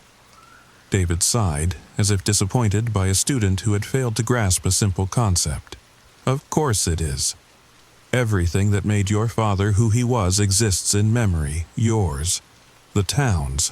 I've simply consolidated those memories into a more tangible form." Now, the thing that wore my father's face smiled apologetically. "I know it's a lot to take in, son, but I'm here now. Isn't that what matters?" I fled. Out into the night, running blindly through the streets of Millfield until I found myself at the cemetery, standing before my father's grave, gasping for breath. The headstone was still there, the ground undisturbed. Whatever was in my store, it hadn't come from here. When I finally gathered the courage to return, the store was dark and empty. No sign of my father, or the thing that had worn his face. No sign of David Parker, only another business card on the counter, the number now changed to 215. On the back, "Memory can create. Memory can also destroy. Choose carefully." The next few days passed in a blur of sleepless nights and increasingly desperate attempts to find David Parker. I searched every hotel and bed and breakfast in town. I showed his business card to everyone I met. I even considered hiring a private investigator, but something told me that conventional methods wouldn't work with David. He wasn't a conventional man, if he was a man at all. Meanwhile, strange things continued to happen at the store. Tools would move overnight. The scent of my father's aftershave would appear suddenly, then vanish. Customers would mention having seen my father around town, looking well, asking after old friends, and each morning I would find a new business card, the room number increasing by 1, with a new message on the back. Always about memory, always vaguely threatening. 216. Memory is selective, we remember what serves us. 217. What if you could choose which memories remain? 218. Some memories are parasites, they feed on the host. 219. Your father's memories live in you, but what else lives there? By the time I found the card with 220 on it, I was barely sleeping. The message read, "Tonight, 9 p.m. Your father's favorite fishing spot. Come alone." Green Lake had been my father's sanctuary. Every Sunday, rain or shine, he would take his fishing gear and spend the day by the water. As children, my brother and I would sometimes accompany him, learning the patience that fishing requires.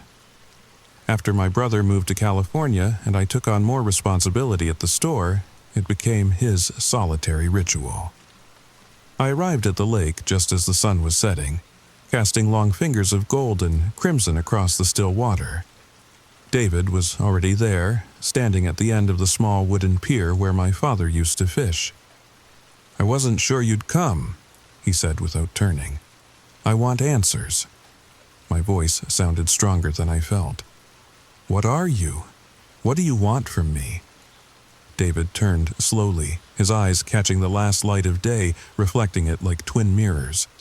I am a collector, Thomas, a curator of sorts. Of what? Memories?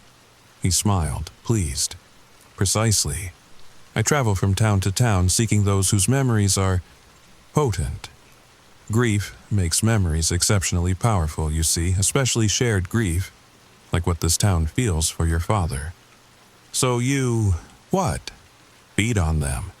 Such a crude word, David sighed. I preserve them, give them form. Memory is the only true immortality, Thomas.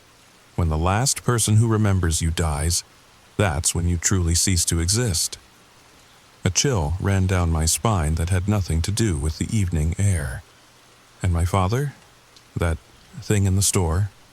A construct, formed from the collective memories this town holds of Edward Riley. Not complete, of course.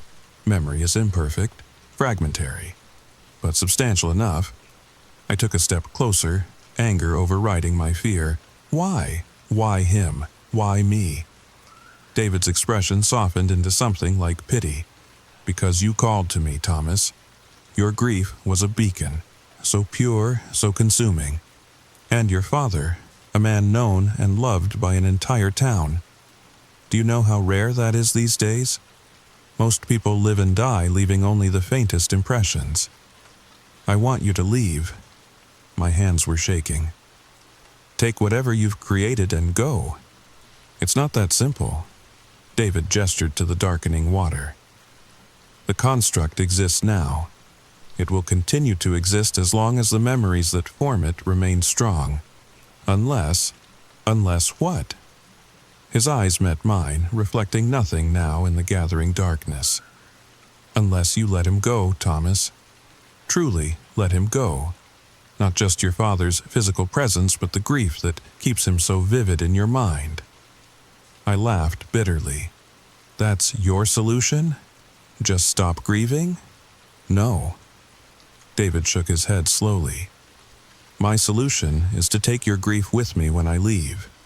To extract it, like poison from a wound, but there's a cost. There always is, I said. The memories would go too, not all of them. You would still know you had a father, still remember facts about him. But the emotional weight, the sensory details, the sound of his voice, those would fade to whispers. I stared at him, horror dawning. You want me to forget him. I want to free you. David stepped closer, his voice gentle. Grief, like yours, is a prison, Thomas. I'm offering you the key. By erasing my father? By allowing him to truly rest. The construct is not at peace, Thomas. It exists in a state of perpetual confusion, caught between memory and nothingness. Is that what you want for him? I thought of the thing I had seen in the store, so like my father and yet so wrong. The thought of it continuing to exist, to interact with the town, to pretend to be him. It was unbearable. If I agree, I said slowly, you'll leave town? Take that thing with you? David nodded. You won't see either of us again. And the town, will everyone forget him? No. Their memories will remain intact. Only yours will be altered. You'll be able to run the store without his ghost looking over your shoulder. You'll be free. Freedom. It was a seductive offer. The weight of grief had been crushing me for months. The thought of relief, even at such a cost, was tempting. I need time, I said finally. David reached into his pocket and handed me a business card. The number was 221. Tomorrow night, same time, same place. Your answer then. I took the card, and when I looked up, David was gone. As if he had simply stepped into the darkness and become part of it. That night, I didn't sleep. I sat in my father's old armchair in the apartment above the store, surrounded by photographs and mementos of his life. Each one held memories. Fishing trips, baseball games, quiet evenings spent learning how to repair broken things. Could I give those up? Should I? Near dawn, exhausted and no closer to a decision, I dozed off in the chair. I dreamed of my father again, but this time he was sitting across from me, his eyes normal, kind. "It's not about remembering or forgetting, Tommy," he said in the dream. "It's about honoring who I was by being who you are." I woke with tears on my face and a certainty in my heart. David Parker might have the power to alter memories, to create constructs from collective grief, but he didn't understand the purpose of remembering. It wasn't just about holding on to the past, it was about carrying it forward into the future. That evening, I returned to Green Lake with my answer. David was waiting at the end of the pier again, his silhouette dark against the twilight sky. He turned as I approached, his eyes searching my face. "You've decided," he said. It wasn't a question. "Yes." I stood tall, the weight of my decision making me stronger rather than heavier. "I'm keeping my memories, all of them. The pain, the grief, the joy, they're mine." A strange expression crossed David's face, surprise, perhaps, or disappointment. "You would choose to remain in pain." "I choose to remain whole," I corrected him. "My father shaped who I am. Forgetting him, even parts of him, would be forgetting myself." David was silent for a long moment, his eyes reflecting the first stars appearing overhead. "The construct will remain, then. Walking the town, interacting with people who knew your father. A constant reminder of what you've lost." "No." I shook my head firmly. "You created it. You can uncreate it. That's my condition. You leave, and you take that thing with you, but my memories stay intact." "You presume to negotiate with me." There was a dangerous edge to his voice now. "You have no idea what I am capable of, Thomas." "Maybe not," I admitted, "but I know what I'm capable of. I can warn the town, show them what you've done. Memory works both ways, doesn't it? If people stop believing in the construct, if they remember my father as he was, not as that pale imitation, it weakens." It was a guess, but from the flicker of unease in David's expression, I knew I had hit upon something true. "You would expose me?" he asked softly. "If necessary." I met his gaze steadily. "But I'd rather we simply part ways.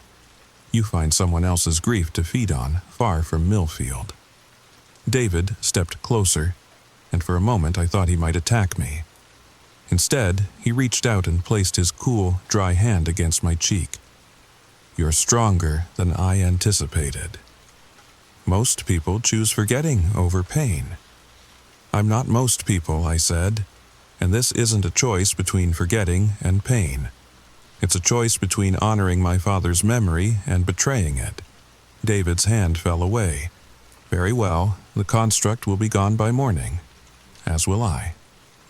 "Thank you," I said, surprised by his acquiescence. He smiled that perfect smile one last time. "Don't thank me yet. Grief changes over time, Thomas. It transforms, evolves. Years from now, you may wish you had taken my offer. I'll take my chances." David nodded, then reached into his pocket and handed me one final business card. The number was 222, if you change your mind. Before I could respond, he turned and walked away, his figure fading into the darkness far too quickly to be natural. I stood on the pier for a long time afterward, the card clutched in my hand, wondering if I had made the right choice. The next morning, I woke to find the store exactly as it should be. My father's toolbox was back in its place under the counter. The smell of his aftershave was gone. There was no sign that David Parker or the construct had ever existed, except for the business card with 222 on it, which I kept in my wallet as a reminder. Not of David, but of the choice I had made to honor my father by remembering him, pain and all. Over the years, I asked subtle questions around town about David Parker. No one remembered him. It was as if he had vanished, not just from Millfield, but from everyone's memory except mine. Sometimes, on quiet nights when the grief resurfaces, because it does, even 15 years later, I take out that card and wonder, was David Parker even real? Or was he something my grief-stricken mind created to help me process my loss? I'll never know for certain, but I do know this. The stranger who vanished from my life left me with a gift, though not the one he intended. He helped me understand that memory, even painful memory, is precious. It connects us to those we've lost in ways that transcend physical presence. So if you're listening to this story in the dark, perhaps grieving someone of your own, remember, the pain you feel is the echo of love. Don't run from it. Don't try to forget. Let it change you, strengthen you, guide you forward. As for David Parker, sometimes I think I catch glimpses of him in crowds. A flash of those reflective eyes, that too perfect smile. But he never approaches me, and I never approach him. We made our bargain, and so far we've both kept our ends of it, but I still keep his card with me, just in case. Did this story resonate with you? Have you ever encountered someone who seemed to appear in your life for a specific purpose, only to vanish without explanation? Or perhaps you've experienced grief that seemed to take physical form. Share your stories in the comments below. Subscribe if you want to hear more tales that linger in that space between memory and imagination, between comfort and fear. And remember, sometimes the strangers who vanish from our lives leave the deepest impressions. Now, sleep. Or at least, try to. It's quiet now, too quiet, but not empty. That feeling crawling up your spine, that weight pressing on your chest, that's not your imagination. You're not alone. There's something behind the curtain. You haven't looked, not because you forgot, but because you're afraid to know. You heard the whisper, software wet, wrong. Like breath dragged across broken glass. But you told yourself it was the wind, didn't you? That lie made you feel safe. Temporarily. Let me ask you, does the wind whisper your name? Does the wind tap lightly, again and again, from the same spot, behind the curtain, every night? Does the wind leave scratches on your window that weren't there this morning? Thin, sharp, like claws, like warnings. You don't remember opening the window. You never open the window. But it's unlocked now. You could check, you could stand up, you could walk over, and pull the curtain back. But you won't, because you know. You know what's waiting, not because you've seen it, but because you felt it. In the quiet, in the dark. Every time you close your eyes, every time you wake up and your blanket is just slightly moved. Your door slightly cracked. You try to explain it. Your mind wants to explain it. But that whisper, that sound that only comes when you're alone, when everything is still, when the night is at its deepest, that's not a dream, that's a presence. It doesn't want your fear, it wants your attention. It feeds on the moment you doubt yourself. The second you wonder if you heard something, the instant your heart rate rises. That's when it leans closer. It's been patient, watching, learning you like prey. You ever notice it never shows up when the lights are on, when someone's in the room? It waits for the ritual. The brushing of your teeth, the turning off of lights, the last look at your phone, the deep breath just before sleep. That's when it wakes up. That's when it stirs behind the curtain. Sometimes it watches you all night. Sometimes it moves. A shift in the shadow. A faint creak on the floorboards. The sound of fabric sliding over skin. And when you don't check, when you ignore it, that's when it comes closer. Not fast, not loud, just closer. You might feel a cold spot on the bed. You might feel breath on your neck. You might hear a whisper in your ear that sounds almost like your voice. It copies, it mimics, it blends, not to confuse you, to prepare you, because soon it won't need the curtain, it won't need shadows, it will sit beside you, stand behind you, speak through you. You won't even know when it happens. You'll wake up, look in the mirror, and something will be off. Your eyes won't blink quite right, your smile will linger too long. Your reflection will move just a little after you do. And the people around you? They'll say you seem different. Not worse, just not you. But tonight you're still you. Still in control, for now. You could still check. You could still confront it. Pull the curtain back, face it, but deep down, you've already made your choice. You won't. Because you'd rather lie still, let your eyes drift shut, and hope sleep comes quickly. And it will. But what you wake up as might not be the same. Now, if you've made it this far, congratulations. You're not just a viewer, you're part of something bigger. Something that watches with you, that sits beside you as you watch, as you listen, as you wait. Because this story doesn't end when the screen fades to black. It follows you into the next room, into your dreams, into your reflection. If you liked this story, like, share, and subscribe, so you don't miss the next one, so we don't miss you, and comment below. Tell us the moment you stopped feeling alone. We're watching, we're listening, and we read everything. Now, go ahead, gain the courage to check the dark corners before you sleep. Turn off the lights, close your eyes, sleep well, if you can.